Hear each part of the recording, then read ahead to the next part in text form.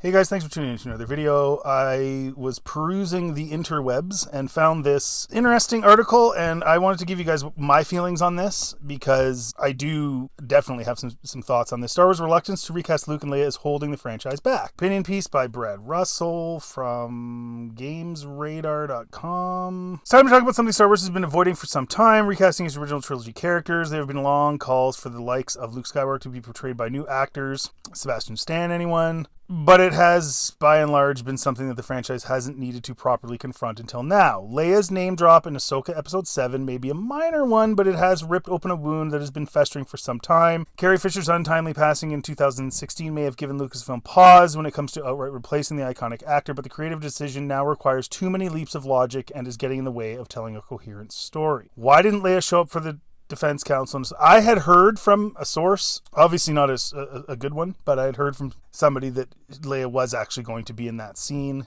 That's why I predicted she was in this show. I still think there's a possibility she'll be in it for just a second in the last episode, but that's what I was told. So I'm like, I was told there was another potential offering, but this was the one that was the big one, and she wasn't in it. So now I'm like, maybe she's just not even going to be in it at all. Seeing 3PO is always a treat, though the only impression I got from the whole scene was how heavy-handed Star Wars has gotten with tiptoeing around characters that aren't the right age or sadly are no longer with us. It's an elephant in the room that's only going to get bigger and noisier for the next few years too. Lucasfilm, for its sins, has tried workarounds. Rogue One went CGI route for both Tarkin and Leia, and the waxy end results left a lot to be desired. Now, you guys know me. I don't talk a lot about costumes and looks of things and stuff very often. If it's really cringy and bad, I will. But generally speaking, that's so far over here compared to the problems with Star Wars right now. The storytelling is so bad, and the way they've taken this IP lore wise and breaking existing lore and all that other stuff is so much more of an issue. I think if that issue doesn't get dealt with, it doesn't matter whether your CGI Tarkin looks good or not, right? So he doesn't look great. He doesn't. He's okay. Leia's okay, but it doesn't really matter if the story sucks. So I don't really focus on that, but I did think that they could have done a better job of that. Technology mercifully has improved. Luke Skywalker's appearance in The Mandalorian Book of Boba Fett have been fine. They were okay too. There was a YouTuber who did a way better job though of Luke, and I think they hired him actually, but still lacked a little something. They're half measures that will pull focus away from what you're watching on screen. Totally agree with that.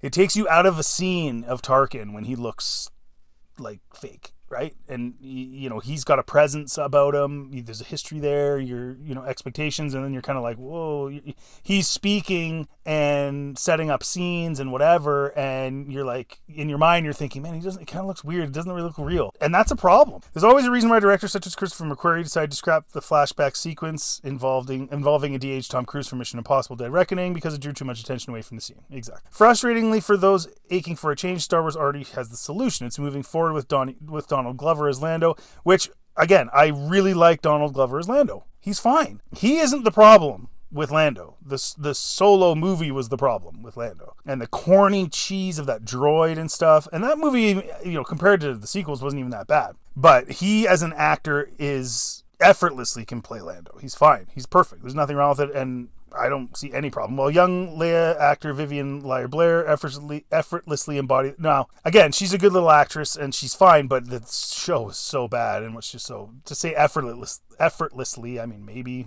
I don't know. It was such a bad show. She had a little bits of kind of Leia-ness, but it wasn't.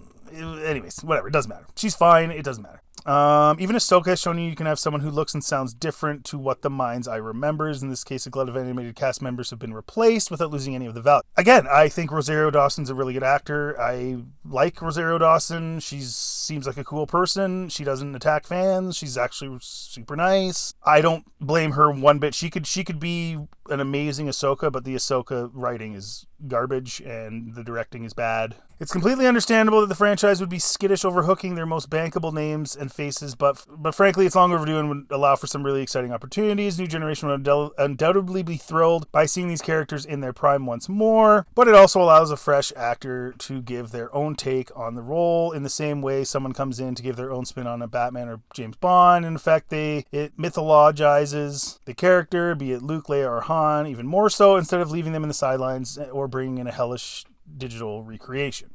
Recasting those characters is the refresh Star Wars needs for that original trilogy and post-trilogy era of storytelling. Imagine really digging into Luke's history before the sequels or Han and Leia's eventual separation. Even if you're more interested in seeing other characters from the saga, blah, blah, blah, blah. Lando's a star. Okay, first of all, does anyone want to see Luke? Does anyone want to see Han and Leia's separation?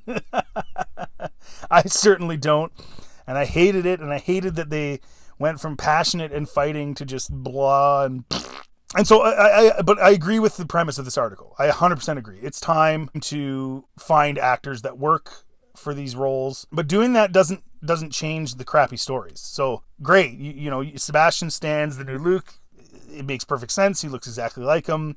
He's a pretty good actor. He should be able to hold down the fort, and you know, there's so much of Mark Hamill's Luke out there in the original trilogy that he can research. I'm sure he could act the part just fine. But if the story sucks, it doesn't matter who they cast, and it doesn't matter if it's a fake CGI Luke or not. If the story's stupid, then it doesn't matter. It was stupid that Luke made Grogu choose after all that he went through and everything else, and you're supposed to change the Jedi Order. So that's the issue. As far as Leia goes, I think Maggie Gyllenhaal would be good. She has the look. It's close enough. People that this really matters to them, that it has to be the actors. I just want to remind you that ultimately these were characters, right? Mark Hamill is not Luke Skywalker, right? In fact, Mark Hamill in real life is way different than Luke Skywalker. We know this. So I think she'd be really good. She looks close enough, and she's a good actress. She's been in lots of good movies. Obviously, The Dark Knight, some of the other ones.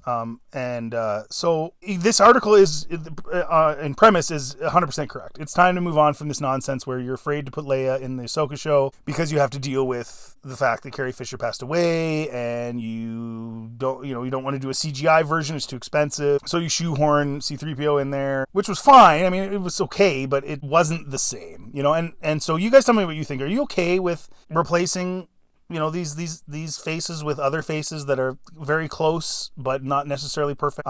Do you think they should just go straight like deep fakes in perpetuity now? I'm fairly certain that Lucasfilm did buy the rights to Mark Hamill's image. So I think that was their intention, was to just continuously just deepfake. They paid a lot of money for it. If I'm not mistaken, it was $50 million. People wonder why they're not in a rush to hire Sebastian or somebody else who Mark Hamill's already approved of. It's because they spent all that money to get Mark Hamill's likeness. So personally, I'd rather just recast. I've had it. I don't need any more of these crappy CGIs. And it's true. It does take away from the scene itself, because in your mind you're thinking, oh, that's not really him. This is a fake.